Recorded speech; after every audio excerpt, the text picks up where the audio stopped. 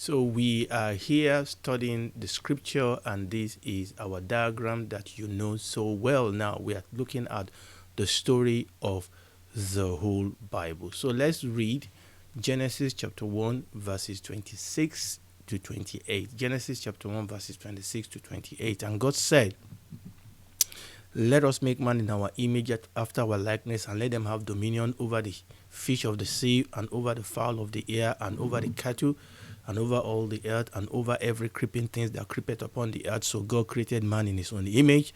In the image of God, he created him. Male and female created he them. Verse 28. And God blessed them, and God said unto them, "Be fruitful and multiply and replenish the earth and subdue it, and have dominion over the fish of the sea, and over the fowl of the air, and over every living thing that moveth upon the earth."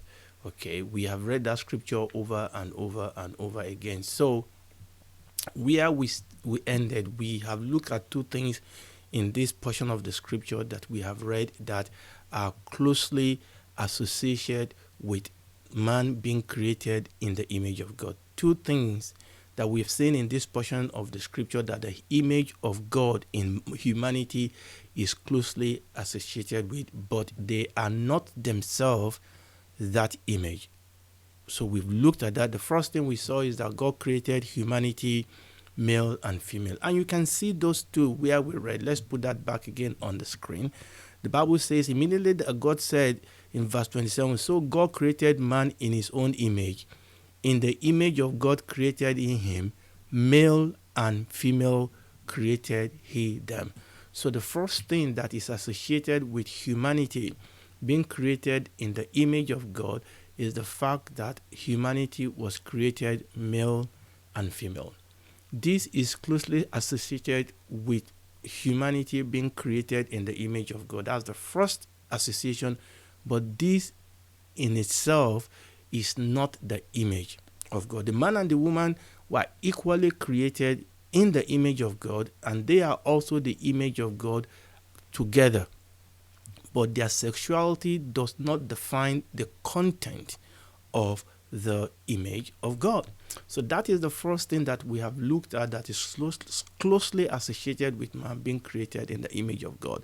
The second thing is what we have been talking about in the past few teaching, is the fact of dominion. Again, when we go back to our Bible reading, immediately the Bible says in verse 27 that man was created in the image of God. God created them male and female. The verse 28 says God blessed them, and God said unto them to be fruitful, to multiply, to replenish the earth, to subdue it, and to have dominion. And when you go back to verse 26, the Bible says, "Let us make man in our image and after our likeness, and let them have dominion." So this is very closely associated with the image of God. Because humanity was created in the image of God, God gave them dominion. And we've talked about dominion being power to rule, being kingship, being government, being royalty, and also being a shepherd. So dominion, humanity having dominion, is definitely closely associated and identified with man or humanity being created in the image of God. Humanity was created in God's image for the purpose, aim, and intention to rule, so that they will have dominion. However, it is very, very important for us to understand that the image is much more than the purpose. Humanity, the man and the woman, being created in the image of God, it is indeed very, very closely associated with them having dominion. Indeed, the aim of them being created in God's image, the purpose, the intent, the aim is for them to rule, to exercise dominion. But then, the image is much more than this purpose. It's much more than them having dominion. So today we want to look next at two things that the image of God in humanity is not. Okay, we've seen two things that are closely associated with the image of God, with man being created in the image of God. They are closely associated with it. They are closely associated with it, but they are not. But now we want to look at two things that the image of God in humanity is not. First, man being created in the image of God humanity being created in the image and the likeness of God does not make us divine. And this is very, very important. It does not mean that humanity, it does not mean that man, the man and the woman, it does not mean that we are divine. Because deification of self is the bedrock of sin. This is at the bedrock of the sin of the devil. This is what pulled the devil down. Genesis chapter 3 verse 5. This is what the devil, this is what the Satan in the serpent, this was the bait he gave to the woman. He said, for God does know that in the day that you eat thereof, talking about the fruit that God told them not to eat. He said, for God does know that in the day you eat thereof, then your eyes shall be opened, and you shall be as gods, knowing good and evil. Now we are going to come to that event called the fall. But you see, one of the bait that the devil used to pull down humanity is you will be like God. Your eyes will be open and you shall be as gods. And that was exactly what was responsible, isn't it, for the fall of the devil. Ezekiel chapter 28 verse 2, Son of man, say unto the prince of Tyrus, thus saith the Lord God, because thine height is lifted up, and thou hast said, I am a God, and I sit in the seat of God in the midst of the sea. Yet thou art a man, and not God, though thou send thy hand as the heart of God. And that was exactly, this is a man who is actually representing exactly what happened to the devil. You know, this desire to be gods, this desire to say we are God, this desire is at the very bedrock of sin. Contrary to these two things we have read, in Acts chapter 14, verses 11 and 15, Paul and Barnabas, they went to Lystra, and they healed that man that was crippled from his mother's womb. And immediately people came. Verse 11 says, and when the people saw what Paul has done, they lifted up their voices, saying in the speech of Lycaonia, the gods are come down to us in the likeness of men. But what was the response of Paul and Barnabas? They tore their clothes, the Bible says. And they told these men in verse 15, say, we are men of like passion with you. They know better. They know better, even though God had done a mighty miracle through their hands. Even though God has used them to wrought wonders, they know that they are men. They are not God. So what we are saying is that humanity, man and woman being created in the image of God, does not mean that we are divine. We must not arrogate to ourselves what belongs only to God. We must understand that God does not share his glory with any man. There is only one King of heaven. There is only one King of kings. There is only one Lord of lords. Yes, we are created in the image of God. Yes, we are created in the likeness of God. Yes, God created us male and female. Yes, God created us and gave us dominion. But we are not God. We are not God. God created us to be his vessel. God created us to be his vice regent. God created us indeed to rule, to reign, but to rule and to reign under his kingship, to rule and to reign as his deputy. There is only one throne of grace, and there is only one king that is seated upon that throne. He is God. Unfortunately, there are doctrines today, even in charismatic churches, that arrogate to men that which only belongs to God. We can call it hyper-faith teaching, hyper-charismatic teaching. And these are perverted teaching. These are teaching that have perverted the teaching of men and women being created in the image of God, and have perverted it to mean that we are divine. Yes, we are children of God. Yes, we are sons and daughters of God. Yes, we belong to the family of God. Yes, we belong to the citizen of the kingdom of God, but we are not the father in the house. We are not a king in the kingdom. Yes, God created us in his image, but man and woman being created in the image of God does not mean that we are divine. Now, we are looking at two things that men and women being created in the image of God does not mean. Number two, the image of God does not refer to the fact that man's physical being has a form or shape like God. Now, this is very, very important. When the Bible says that God said, let us create man Let us create humanity in our image and after our likeness. That doesn't mean that God has the same physical shape or physical form like humanity. Does that mean that God has 2 eyes, God has 2 ears, 2 arms, 2 legs? Does that mean that God has a posture like humanity? We just don't know. The fact that the Bible says that God created us in his own image and his own likeness does not necessarily mean that we share the same physical form or shape or posture with God. Maybe we do, but we just don't know. When we read the first book of Timothy chapter 6 verse 16, talking about God, the Bible says who only has immortality, that God dwell in the light which no man can approach, whom no man have seen, nor can see, to whom be honor and power everlasting. Amen.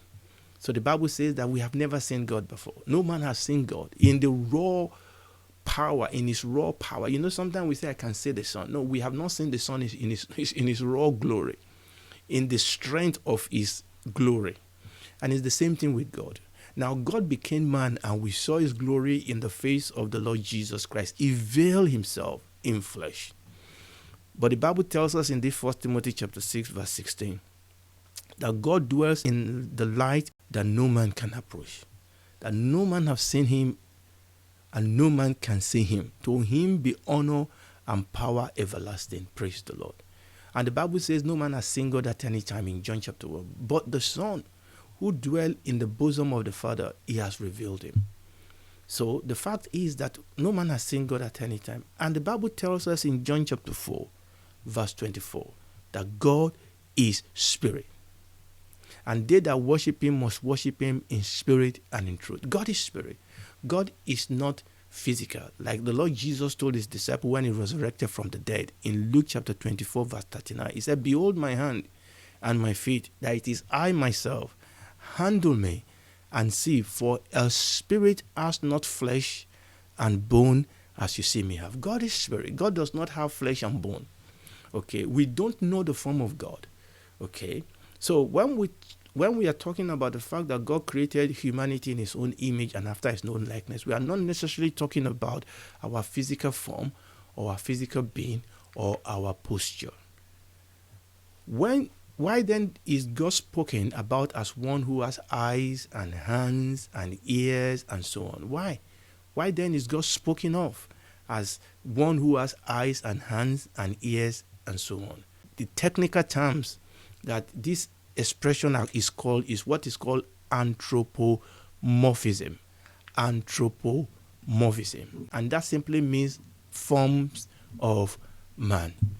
So when we use this expression for God and we say the eyes of God, the ears of God, the hand of God, this is an expression that means anthropomorphism. In other words, it's a figure of speech when we ascribe the form of human to God. So that is anthropomorphism. Now, what does that mean? Okay, first, if God is trying to let us know that he can observe us, that he can hear us, that he can see us, that he can minister to us, he has to do it in words that mean something to us. If God wants to communicate something about himself, that he can see, that he can act, that he can do, that he can talk, how else will God communicate that to us but to do it in a form that we can associate with? And that is why we talk about the eyes of God, the face of God, the hands of God. Okay, but secondly, birds also have eyes. Rats also have eyes. All the living creatures also have eyes, without necessarily their eyes being the same form as the eyes of human. So when we talk about the eyes of God, when we talk about the hands of God, if we are talking about the physical hand of God, how big is that physical hand? How big is the eyes of God that can see? So yes, there is a sense in which we talk about the face of God. There's a sense in which we talk about the hand of God. There's a sense in which we talk about the mouth of God, like God moves. But all those things are actually telling us something. We are using it as an expression for us to be able to have an handle on this God that we are serving. So this is anthropomorphism. And God uses this expression so that we can actually be able to understand, so that God will not be speaking over our head. I mean, it's just like if you go and talk to, to toddlers. Maybe you are a Sunday school teacher, or you are a teacher in school, and you are talking to toddlers. You are talking to, very young people. You have to talk in a way that they can associate with. You are going to give them examples that they will be able to appreciate, that they will be able to associate with. And that was exactly the same thing that the Bible does for us. When the Bible talks about the hand of God, when the Bible talks about the face of God, when the Bible talks about the leg of God, okay, God is spirit. God dwells in a light that no man can approach. So it is very, very important for us to understand that. So, in summary, we have looked at two things that are very closely associated with man being created in the image of God, but they are not that image. Number one is the fact that humanity was created male and female, and number two, the fact that God created them to have dominion. These are closely associated with man being created in the image of God, but they are not the image of God. Then we have now looked at two things that actually does not express God's image. Number one, the fact that we are created in the image of God does not make us God. We are subject to Him. We are here to worship Him. We are here to serve Him. Like a friend of mine will say, that the throne, that the palace is not the throne. The fact that you've been brought into the palace does not mean that you will sit on the throne. There's only one throne in that palace, and only the king sits on that throne. And there is only one king. He is the King of Kings, is the Lord of Lords. Praise the Lord. Now we are kings, we are priests unto our God. There's no doubt about that. But there is a King of Kings. Yeah, we are shepherd, but there is an overlord. We are under shepherd.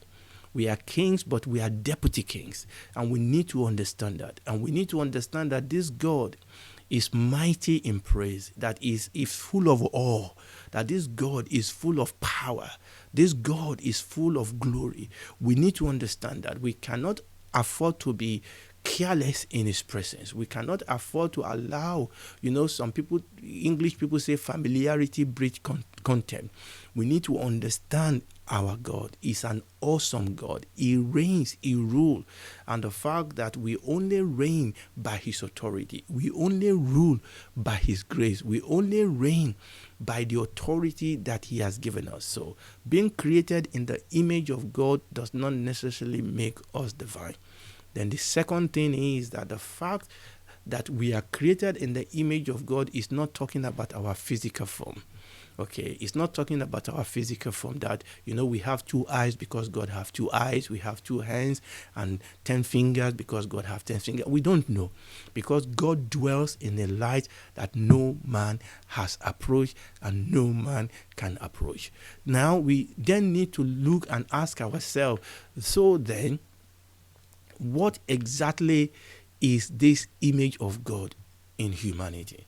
Now, I'm not going to go into that because I will not have enough time to go into it. So next time, by the grace of God, we are then going to start looking at that question. What then is the image of God in humanity? We have seen what is associated with it. We have seen what it is not. But all those things that we have seen are allowing us actually to have an understanding of what this image is and to rule out what the image is not.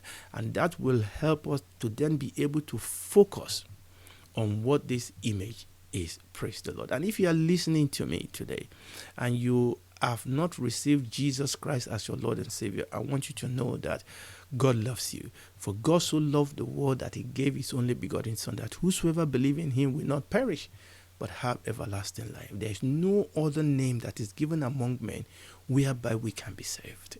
Salvation is only in Christ Jesus, and we all need saving. We all need redeeming so that we don't perish. So come to Him today, wherever you are. Bow your head, close your eyes, ask Him to be your Lord. Admit that you are a rebel. admit your need for a Savior and invite Him in. It will come. It will save you. It will take the heart of the devil, the heart of evil and wickedness out of you. It will give you the heart of flesh. It will take you home. You will become a son and a daughter of God. It will walk with you through the rest of your life on this earth. And when this is all over, you will spend eternity with Him in the new heaven and the new earth. Do it today. Tomorrow may be too late.